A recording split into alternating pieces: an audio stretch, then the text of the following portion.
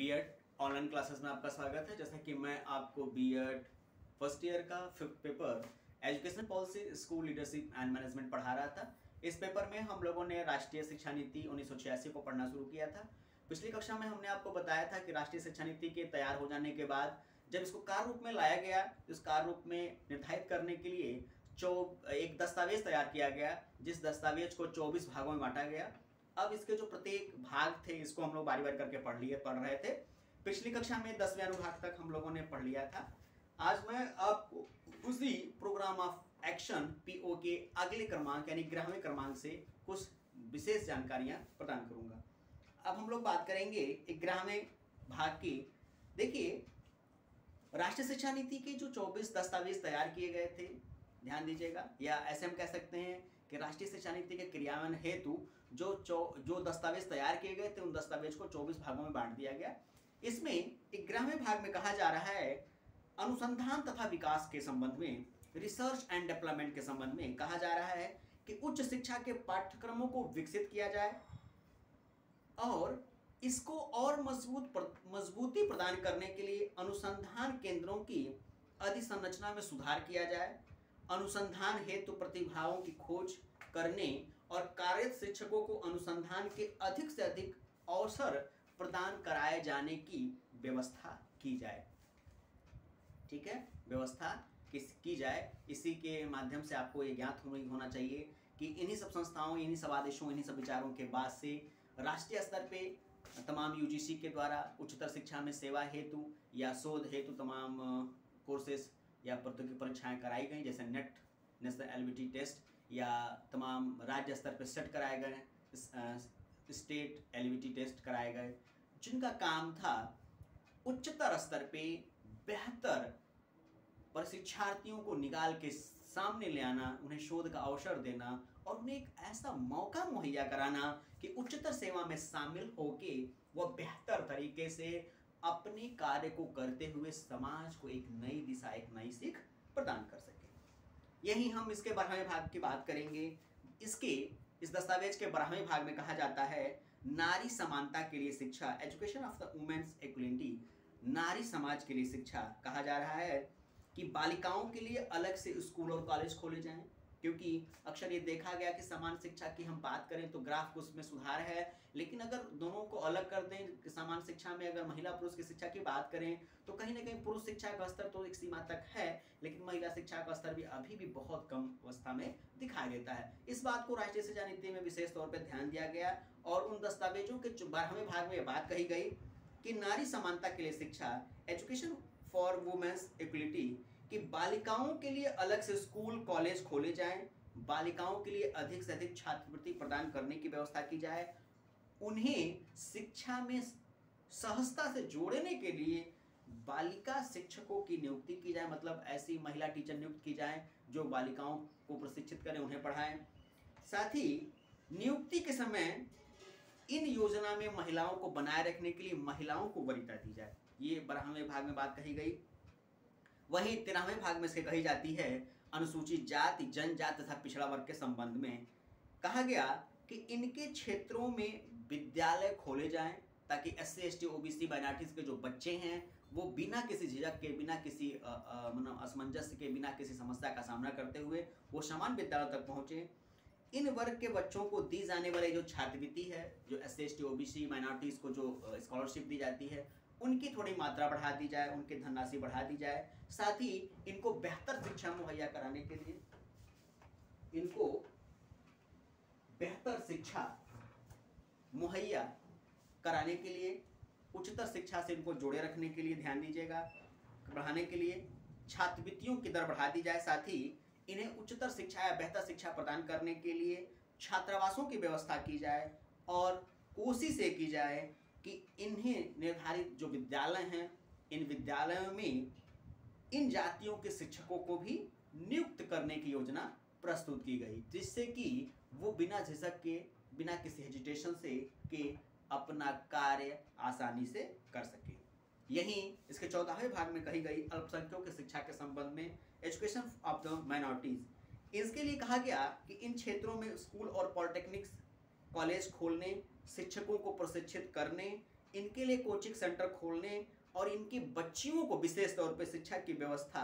देने पर बल दिया जाएगा, ताकि हर हाल में जो अल्पसंख्यक वर्ग है वो भी शिक्षा की मुख्य विचारधारा से जुड़ सके, हर हाल में अपना शिक्षण वो प्राप्त कर सके और समाज में अपनी उपादेयता, अपनी जिम्मेदारी को निश्चित कर सके। यहीं इसके 15वें भाग में कहा जाता है विकलांगों की शिक्षा के संदर्भ में, एजुकेशन ऑफ द हैंडीकैप,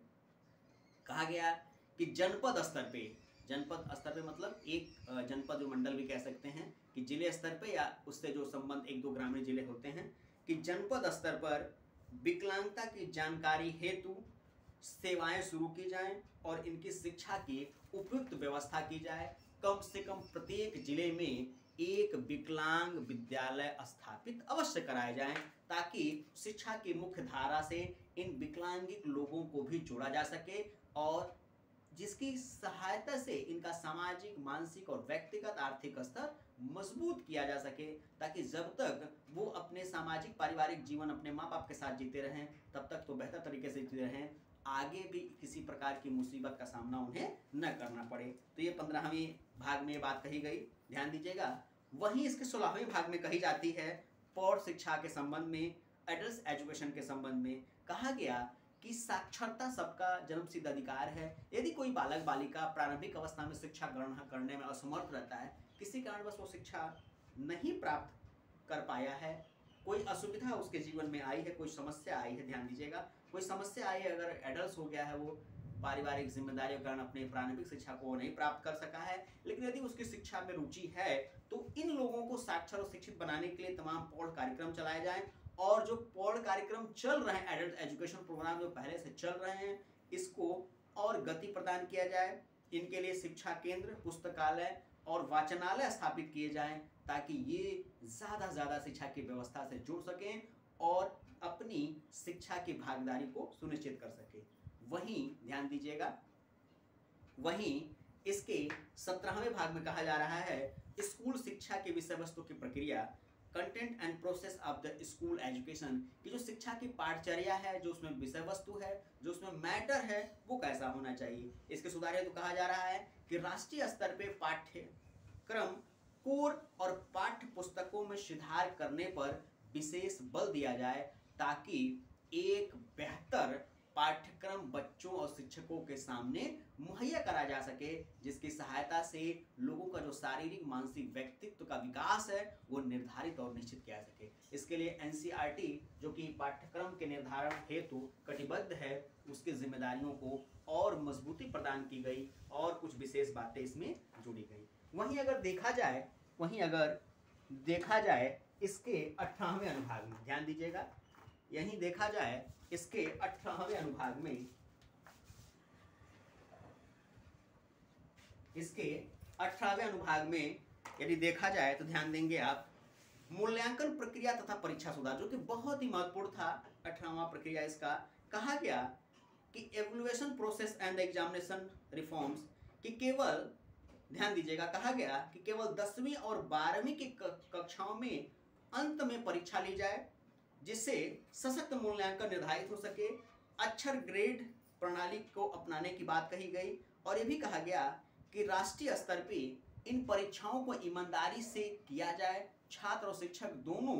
इस मूल्यांकन की प्रक्रिया हेतु निर्धारित जो परीक्षाएं हैं, जो वर्ष के अंत में कराई जाती हैं, इसमें अपनी भागीदारी सुनिश्चित करें और किसी प्रकार का कोई मतभेद, कोई स्वार्थ इसमें न हो, जैसे किसी प्रकार के नकल की न व्यवस्था हो, न नकल किया जाए, न नकल कराया जाए। इसके रोकथाम हेतु राष्ट्रीय स्तर पे, ध्यान दीजिएगा, राष्ट्रीय स्तर पे नकल विरोधी कानून बनाया जाए और ये कोशिश की जाए कि हर हाल में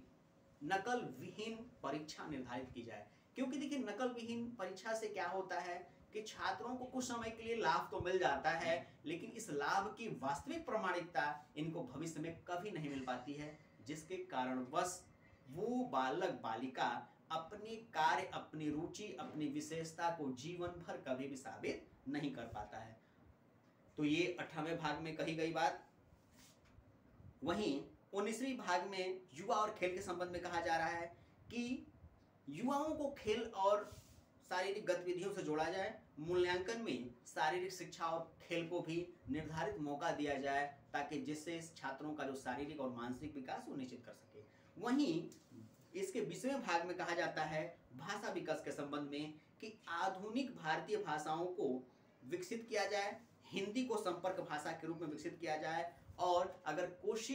अगर किसी कार्य में करने में कोई असमर्थता निश्चित होती है तो कोशिश ये किया जाए कि इन भाषाओं को डेवलप करने के लिए आर्थिक सहायता दी जाए, भाषा संस्थान स्थापित किए जाएं जिससे कि बेहतर से बेहतर